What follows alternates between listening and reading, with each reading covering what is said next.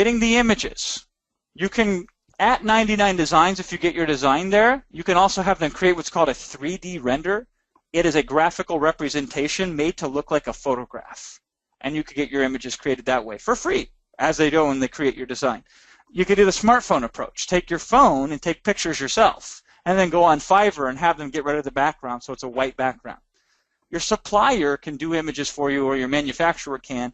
And if all else fails, you can go to the best service I've found on the internet for really professional, actual photographic images of your product, or at upgradedimages.com.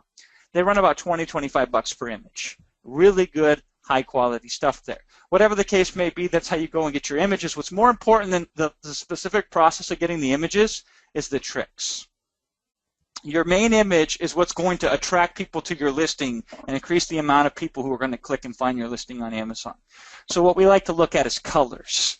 What can we do on that main image to have colors stand out, like that blue baby there? Space. Space is another consideration. If most people are skinny, can we be fat, or vice versa? Symmetry. If most people are horizontal or vertical, can we be diagonal? Stuff like that. Packaging. If nobody else is showing their packaging, let's show ours. If everybody else is showing their packaging, let's not show it. iPath. We want to point the image at the listing, because they'll look at the listing image and then they'll look at the title and click on the title.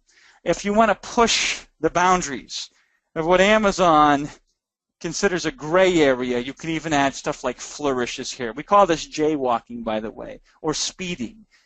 Technically against the law, but most everybody does it anyway, and there's no real big severity if you push the boundaries of this. So you can or can't do this, it doesn't matter.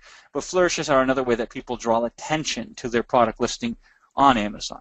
The main image attracts them to your listing. The additional images convert them into buyers. So for your the other images, we want to use action shots. This is actually your product in use. Perspective, because images are 2D. If we can make them look 3D, we can stand out. Before and after photos is another consideration. Information-based type of graphics work really well, and so on and so forth. These are the things that most Amazon sellers will never do, and as a result, you'll get the sales that they otherwise would get.